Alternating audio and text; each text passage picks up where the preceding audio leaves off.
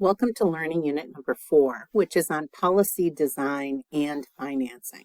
So in this learning unit, we're going to focus mainly on two chapters, and that's one chapter, which is chapter 4, which is policy analysis and design, and then also chapter 10, which is financing healthcare. And then in addition, there's going to be 2 pages that come from chapter 6, which I think are important information, and that's federal and state policy implementation. So in order for us to meet our learning outcomes, which you can read here, but evaluate the effects of health and public policy on the status of the U.S. healthcare delivery system, and discuss how nurses can influence the healthcare system by engaging in health policy. And you're going to be able to really do that discussion in the discussion board and explore the 4 pillars that form the framework for health policy. So let's look, before we start the 4 pillars of health policy, let's look back at the triple aim in the Institute for Healthcare Improvement. Set as their goal the triple aim, and that's enhancing the patient experience, improving population health, and reducing costs. Most recently, we have gone to the quadruple aim, and that was, I think back in 2019, one of the authors in a very important article, a physician had raised the issue about the need to improve the work life of healthcare providers and noted that care of the patient requires care of the providers. So that's the quadruple aim. And based in part of that, we're now looking at the 4 pillars for framing our health policy. And that's quality of care, access to care, cost of care, and the work life of care providers. So you can see very similar to the quadruple aim. So that's on page 80 and 81. I ask that you review that information. But when we're talking about the quadruple aim, you can see that our 3 topics or 3 issues that you're choosing from to work on your health policy. You can see that enhancing the patient experience, we can see that very clearly, and medical assistance in dying. For improving population health, we see that as looking at nurse to patient staffing ratios, and the work life of healthcare providers we see in workforce or workplace violence. The 3rd issue, reducing costs, are really associated with all. So that brings us back to the 4 pillars of healthcare policy that I have right up here. And I really enjoyed the quote on page 257. So that's on our 2nd chapter, our financing chapter.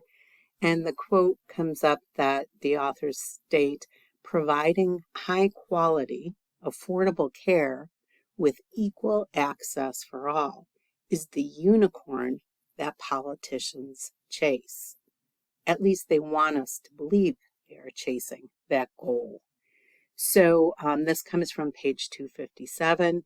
So I'd like you to make sure you're looking back at that, but providing high quality, affordable care with equal access to all is the unicorn that politicians chase. So that's really important, essential information, because we want to work with politicians and others to address healthcare issues and become active in health policy. So there is one other statement on our 1st chapter about model legislation on page 82. And I just wanted to highlight that term, which is in your glossary at the start of the chapter. They define the words. And model legislation, when you're looking at nurse-patient staffing ratio, that one's really going to be clear. And that's where professional nursing organizations are able to share and borrow model legislation from other states that have made similar efforts. So if we're looking at New York State is looking at nurse-to-patient staffing ratios, we can borrow the legislation that's been done in California, and we've discussed that in previous weeks. So then moving on to financing, our healthcare finance chapter, we're going to bring in the information from both pages 78 and 231. And when we're talking about financing, we, as noted on page 231, and let me just pull that up, is that in the United States, per capita healthcare spending quadrupled between 1980 and 2018. And in 2020, so very recent data, U.S. spending has reached $12,000 per capita, per individual. And you can see how on page 78, they're talking about since Medicare, and we've read about Medicare and Medicaid in 1965, since the advent of that, the national costs for healthcare have swelled to close to $4 trillion, or 12,000 per individual. And we know that that is more than twice the rate of most other developed countries. So I know we've spoken about this in vulnerable populations, if you've taken that, but we also know that the analysis shows that there's a plateau where more healthcare spending does not result in more health improvement. And studies continue to show, so there's evidence that there is no correlation between increased spending on healthcare in the U.S. and reductions in population mortality. So I think that comes back to the unicorn that politicians are chasing, high quality, affordable care with equal access for all. So so we're looking at the costs, and then we're also looking specifically at, and I want to focus on page 247, where we're talking about population, we're talking about cost, access, and quality, right? Cost, access, and quality. We're going to really look at health equity in this chapter. So access to care includes much more than just being able to get to a facility, a healthcare facility. We know that. So look through on page 247, and then we are going to look at the information on 250 and 251 about health disparities or health equities. Equity being the goal. So our goal as nurses who are interested in policy is to promote and achieve health equity. So that's a quote that comes from page 251 that I was trying to figure out earlier. But our goal as nurses who are interested in policy is to promote and achieve health equity. So we're going to do a little bit more with health equity and health disparities this week. We're going to look at that in our readings. We're also going to look at that through one of the audios. It's less than a 30-minute podcast, and it falls within the future of nursing, which was a report that came out, it was supposed to come out in 2020, and I believe it came out in 2021. because of the pandemic. There was a hold on it. And this was the National Academies of Medicine put forth this study to update from the original Future of Nursing report that was done back in 2010, and the Future of Nursing 2020 to 2030. So it's really looking at our goals as far as nursing's goal. And I want you to listen to episode 1, which is the introduction to the future of nursing, to get an idea of exactly what are we talking about, what's included in this future of nursing. It is a podcast, and it really goes a little bit more into nurses and their role in health policy, and especially in helping to assure health equity. Because again, that is the goal of nurses who are interested in policy, to promote and achieve health equity. So there is, along with this audio and our readings in the text, we know that we're going to have to answer this question in discussion board. How can nurses influence the healthcare system in America? So please make sure you cite information from your text, the Future of Nursing podcast, and also I think you're going to find these two very helpful.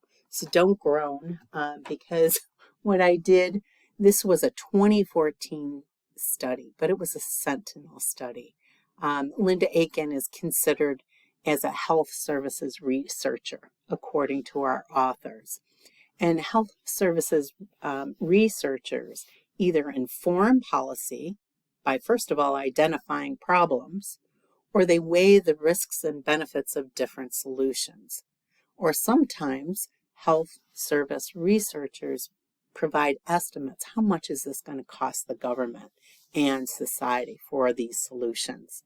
So Linda Aiken is a renowned nurse researcher and also considered a health services researcher. So this article, again, was in 2014. Your textbook cites this article in case study 10.1, which is on page 258. And it was a sentinel study regarding nurse-to-patient staffing ratios and nursing educational levels. And you may want to start by going on to page 258 and looking at the questions for the case study. And there's 3 questions on page 258.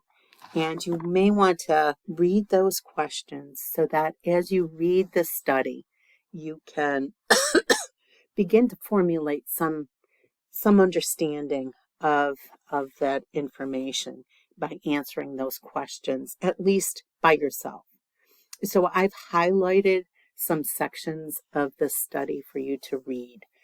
So just read the highlighted section, read the whole article, the whole study if you're interested. But I thought, you've been reading enough, so let's kind of condense that. So please make sure you read the highlighted section.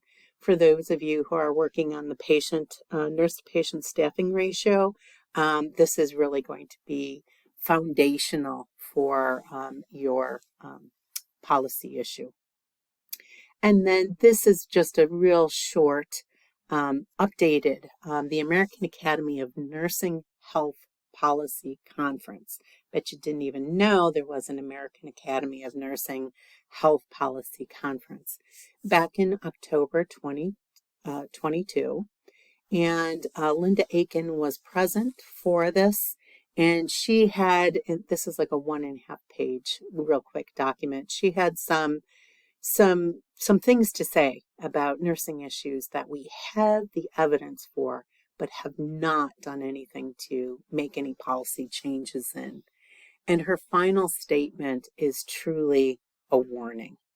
Aiken warned nurses that if they fail to act on these issues, especially the workforce challenges, others will act, and nurses may not like their solution. So she said, we have to speak with one voice. So that's this week. Again, reading intensive, but please note that this week is extended, so you have more time to work on it. So you can pick up that text, read a couple pages, put it back down, um, and take things a little bit slower. So thank you for your patience and as I reviewed this information, and please contact me with any questions. Thank you.